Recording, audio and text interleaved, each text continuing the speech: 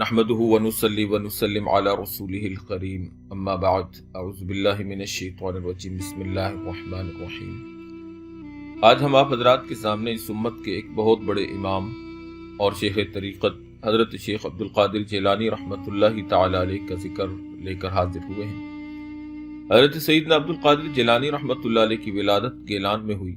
آپ کا نسب 10 واسطوں سے سیدنا امام حسن رضی اللہ تعالیٰ عنہ پر منتہی ہوتا ہے۔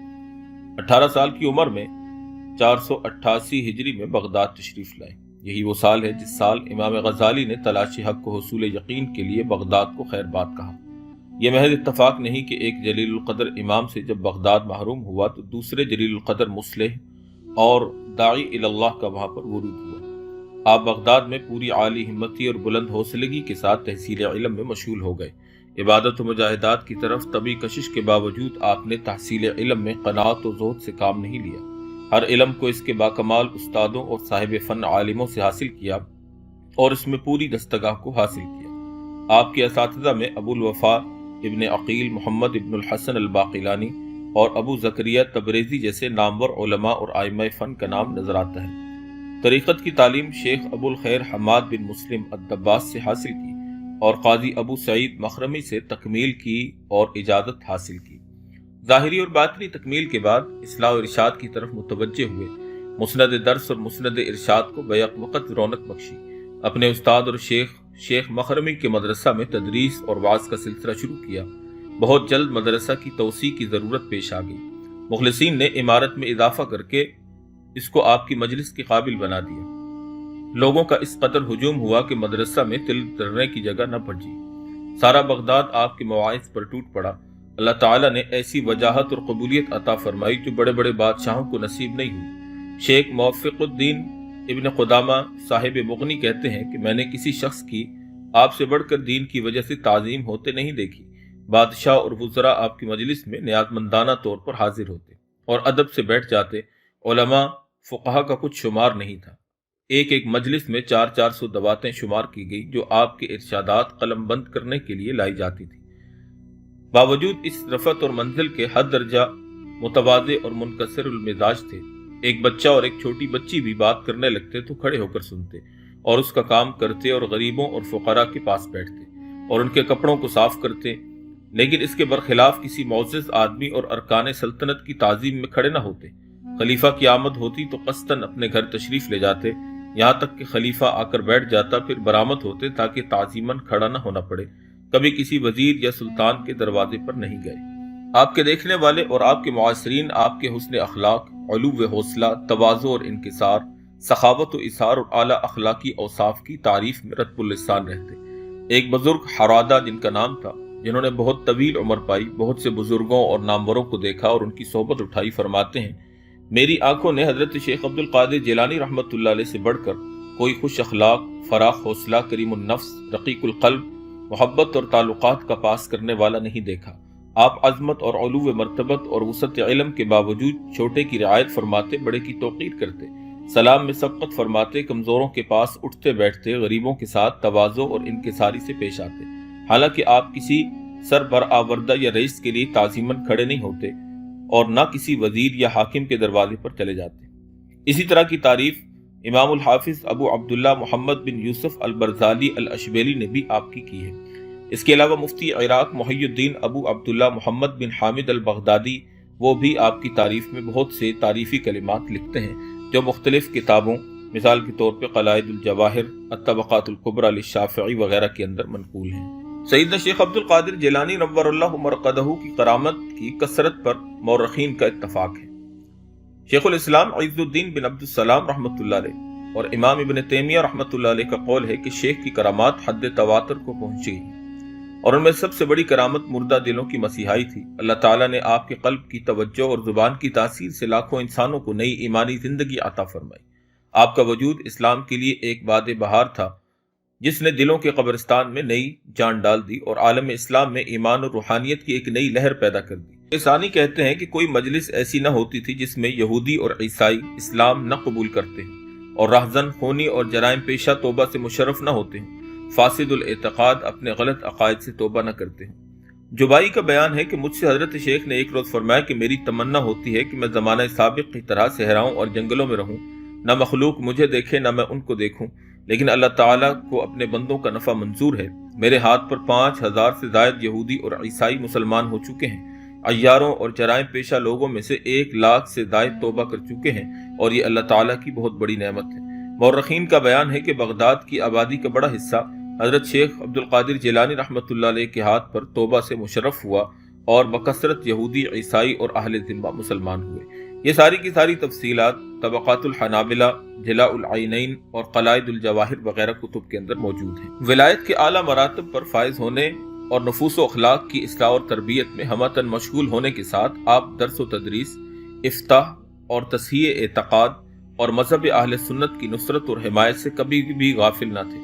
عقائد و اصول میں امام احمد بن حنبل اور محدثین کے مسلک پر تھے۔ مذہب اہل سنت اور صرف کے مسلک کو آپ سے بڑی تقویت حاصل ہوئی، اور اس کے مقابلہ میں اعتقادی اور عملی بدعات کا بازار سرد ہو گیا۔ ابن سمعانی کہتے ہیں کہ متبعین سنت کی شان آپ کی وجہ سے بڑھ گئی اور ان کا پلڑا بھاری ہو گیا۔ مدرسہ میں ایک سبق تفسیر کا، ایک حدیث کا، ایک فقہ کا اور ایک اختلافات ائمہ اور ان کے دلائل کا پڑھاتے تھے۔ صبح شام تفسیر، حدیث، فقہ، مذاہب ائمہ، اصول فقہ اور نحو کے اسباق وغیرہ ہوتے۔ ظہر کے بعد تجوید کی تعلیم ہوتی۔ اس کے علاوہ افتاء کی مشغولیت تھی۔ بالعموم مذہب شافعی اور مذہب حنبلی کے مطابق فتویٰ دیتے۔ علماء عراق آپ کے فتاوی سے بڑے متعجب ہوتے اور بڑی تعریف کرتے۔ چنانچہ ایک مرتبہ استفتاء آیا کہ ایک شخص نے قسم کھائی کہ وہ کوئی ایسی عبادت کرے گا جس میں عبادت کے وقت کوئی دوسرا شریک نہیں ہوگا۔ اگر اس نے قسم پوری نہیں کی تو اس کی بیوی کو 3 طلاق۔ علماء یہ استفتاء سن کر حیرت میں پڑ گئے کہ ایسی کون سی عبادت ہو سکتی ہے جس میں وہ بالکل تنہا ہو اور روئے زمین پر کوئی شخص بھی اس وقت وہ عبادت نہ کر رہا ہو۔ حضرت شیخ کے پاس استفتاء آیا تو بے تکلف فرمایا کہ مطاف اس کے لیے خالی کر دیا جائے اور وہ 7 چکر کر کے خانہ کعبہ کا طواف تنہا مکمل کرے۔ علماء نے یہ جواب سن کر بے ساختہ داد تحسین دی اور کہا کہ یہی ایک صورت ہے کہ وہ بلا شرکت غیر عبادت کرے اور اپنی قسم پوری کرے، اس لیے کہ طواف بیت اللہ پر موقوف ہے اور مطاف اس شخص کے لیے مخصوص کر دیا گیا ہے۔ اب اس عبادت میں کہیں بھی اس کی شرکت کا امکان نہیں ہے۔ یہ واقعہ طبقات الکبریٰ للشعرانی اور طبقات الحنابلہ ابن رجب کے اندر منقول ہے۔ حضرت شیخ عبد القادر جیلانی رحمۃ اللہ علیہ نے بغداد میں 73 سال گزارے اور عباسی خلفاء میں سے 5 ان کی نظروں کے سامنے یکے بعد دیگرے مسند خلافت پر بیٹھے۔ جس وقت وہ بغداد میں رونق افروز ہوئے اس وقت خلیفہ مستظہر باللہ ابو العباس 516 کا عہد تھا۔ ان کے بعد بالترتیب مسترشد راشد المقتضی لامر اللہ والمنتج باللہ تخت سلطنت پر متمکن ہوئے۔ شیخ کا یہ عہد بہت اہم تاریخی واقعات سے لبریز ہے۔ سلجوقی سلاطین، عباسی خلفاء کی باہمی کشمکش اس زمانہ میں پورے عروج پر تھی۔ یہ سلاطین عباسی حکومت پر اپنا اقتدار قائم کرنے کے لیے دل و جان سے کوشاں تھے، کبھی خلیفہ کی رضامندی کے ساتھ اور کبھی اس کی مخالفت اور ناراضگی کے باوجود، کبھی کبھی خلیفہ اور سلطان کے لشکروں میں باقاعدہ مارکہ آرائی بھی ہوتی تھی اور مسلمان ایک دوسرے کا بے درے خون بھی بہاتے۔ اسی طرح کے واقعات مسترشد کے زمانے میں کئی مرتبہ پیش آئے۔ یہ عہد عباسی کا سب سے زیادہ طاقتور اور معقول خلیفہ تھا اور اکثر مارکوں میں فتح بھی اسی کو حاصل ہوتی، لیکن 10 رمضان 519 ہجری میں سلطان مسعود اور اس کے درمیان جو مارکہ ہوا اس میں اس کو شکست فاش ہو گئی۔ اس ساری تفصیلات کو حضرت علامہ ابن کثیر رحمۃ اللہ علیہ نے البدایہ والنہایہ کے اندر نقل کیا ہے۔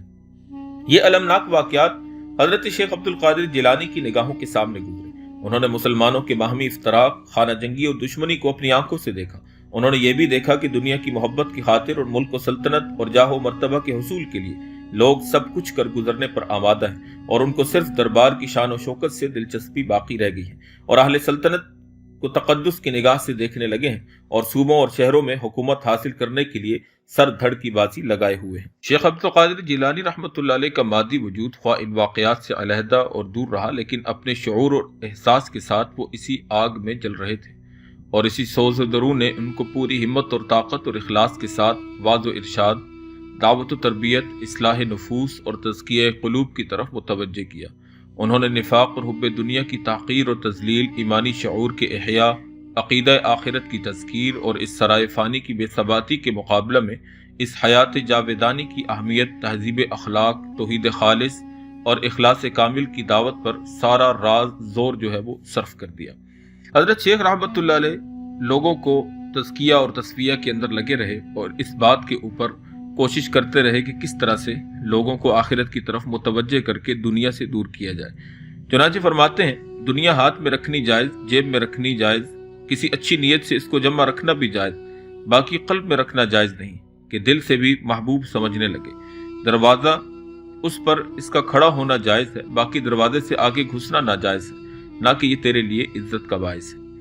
صاحب قلائد الجواہر لکھتے ہیں کہ جب خلیفہ مقتضی لامر اللہ نے قاضی ابو الوفا یحییٰ بن سعید بن یحییٰ بن مظفر کو قاضی بنایا جو ابن المرجم الظالم کے لقب سے مشہور تھا، تو حضرت نے برسر منبر خلیفہ کو مخاطب کر کے فرمایا تم نے مسلمانوں پر ایک ایسے شخص کو حاکم بنایا ہے جو اعظم الازلم الظالمین ہے، کل قیامت کے دن تم اس رب العالمین کو جو ارحم الراحمین ہے کیا جواب دو گے؟ مورخ موصوف کا بیان ہے کہ خلیفہ یہ سن کر لرزہ براندام ہو گیا اور اس پر گریہ طاری ہو گیا اور اس نے اسی وقت اس قاضی کو اس عہدہ سے ہٹا دیا۔ حضرت شیخ ان درباری سرکاری علماء اور مشائخ کی بھی پرزور تردید اور پردہ دری فرماتے جنہوں نے سلاطین اور ناخدا ترس حکام کی مصاحبت اختیار کر رکھی تھی اور ان کے ہاں میں ہاں ملانا ان کا شعار تھا، جن کی وجہ سے ان سلاطین و حکام کو زیادہ جرت اور بے خوفی پیدا ہو گئی تھی۔ ایک موقع پر خطاب کرتے ہوئے فرماتے ہیں کہ اے علم و عمل میں خیانت کرنے والو، تم کو ان سے کیا نسبت؟ اے اللہ اور اس کے رسول کے دشمنوں، اے بندگان خدا کے ڈاکوؤ، تم کھلے ظلم اور نفاق میں مبتلا ہو۔ یہ نفاق کب تک رہے گا؟ اے عالمو، اے زاہدو، شاہان سلاطین کے لیے کب تک منافق بنے رہو گے؟ ان سے دنیا کا زر اور مال اور اس کی شہوات اور لذات کو لیتے رہو گے۔ تم اور اکثر بادشاہ اس زمانہ میں اللہ کے مال اور اس کے بندوں کے متعلق ظالم اور خائن بنے ہوئے ہیں۔ بار الہی منافقوں کی شوکت توڑ دے، ان کو ذلیل اور رسوا فرما اور ان کو توبہ کی توفیق دے، اور ظالموں کا قلہ قمہ فرما اور زمین کو ان سے پاک کر دے یا ان کی اصلاح فرما دے۔ فیوض یزدانی مجلس نمبر 51 کے اندر یہ ساری تفصیلات موجود ہیں۔ ایک طویل مدت تک عالم کو اپنے کمالات ظاہری اور باطنی سے مستفید کر کے اور عالم اسلام میں روحانیت اور رجوع اللہ کا عالمگیر ذوق پیدا کر کے 561 ہجری میں 90 سال کی عمر میں وفات پائی۔ صاحبزادہ حضرت شرف الدین عیسیٰ رحمۃ اللہ علیہ آپ کی وفات کا حال بیان کرتے ہیں۔ جب آپ اس مرض میں بیمار ہوئے جس میں انتقال فرمایا تو آپ کے صاحبزادہ شیخ عبد الوہاب نے آپ سے عرض کیا کہ مجھے کچھ وصیت فرما دیجیے کہ آپ کے بعد اس پر عمل کروں۔ تو فرمایا کہ ہمیشہ خدا سے ڈرتے رہو اور خدا کے سوا کسی سے نہ ڈرو اور نہ اس کے سوا کسی سے امید رکھو، اور اپنے تمام ضروریات اللہ کے سپرد کر دو، صرف اسی پر بھروسہ رکھو اور سب کچھ اسی سے مانگو، خدا کے سوا کسی پر وثوق اور اعتماد نہ رکھو، توحید اختیار کرو کہ توحید پر سب کا اجماع ہے۔ اور فرمایا کہ جب دل خدا کے ساتھ درست ہو جاتا ہے تو کوئی چیز اس سے چھوٹتی نہیں ہے اور نہ کوئی چیز اس سے باہر نکل کر جاتی ہے۔ اور فرمایا کہ میں مغز بے پوست ہوں، اور اپنے صاحبزادوں سے فرمایا کہ میرے گرد سے ہٹ جاؤ، میں ظاہر میں تمہارے ساتھ ہوں اور باطن میں دوسرے کے ساتھ ہوں۔ میرے پاس تمہارے سوا اور لوگ فرشتے حاضر ہیں، ان کے لیے ایک جگہ خالی کر دو اور ان کے ساتھ ادب کرو، یہاں بڑی رحمت نازل ہے، ان کے لیے جگہ تنگ نہ کرو۔ اور آپ بار بار فرماتے تھے کہ تم پر سلام اور خدا کی رحمت ہو اور اس کی برکتیں ہوں، اللہ میری اور تمہاری مغفرت کرے اور میری اور تمہاری توبہ قبول کرے۔ یہاں تک مختصر انداز میں ہم نے حضرت سیدنا شیخ عبد القادر جیلانی رحمۃ اللہ علیہ کے کچھ حالات اور احوال آپ کے سامنے بیان کیے۔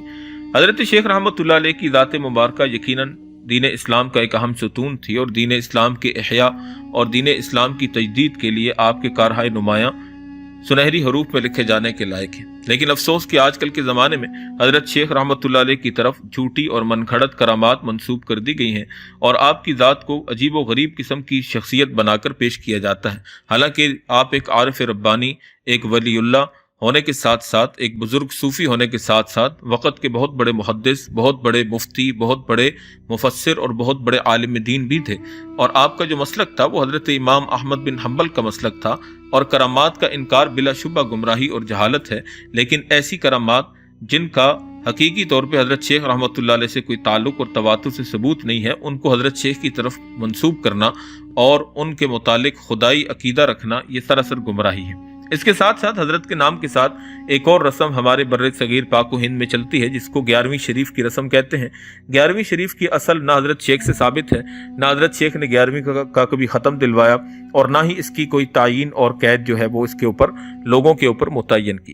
حضرت شیخ رحمۃ اللہ علیہ ساری زندگی توحید باری تعالیٰ اور سنت رسول صلی اللہ علیہ وسلم کی دعوت اور تبلیغ کرتے رہے، بھلا وہ کیسے اپنے بعد ایسی اوٹ پٹانگ اور بدعات اور رسومات کا حکم دے سکتے ہیں۔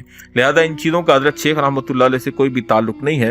11ویں شریف اگر حضرت شیخ کے ایصال ثواب کے لیے ہے تو تب بھی یہ بدعت ہو کر مذموم عمل ہے کہ شریعت میں بدعات کی گنجائش نہیں، اور اگر اس سے مطلب یہ ہے کہ حضرت شیخ رحمۃ اللہ علیہ 11ویں شریف کی نیاز سے خوش ہو کر ہماری حاجت روائی اور مشکل کشائی کریں گے تو یقیناً بلا شبہ یہ ایک شرکیہ اور کفریہ عقیدہ ہے جس کا ہمارے دین اور شریعت میں کچھ بھی گنجائش نہیں ہے۔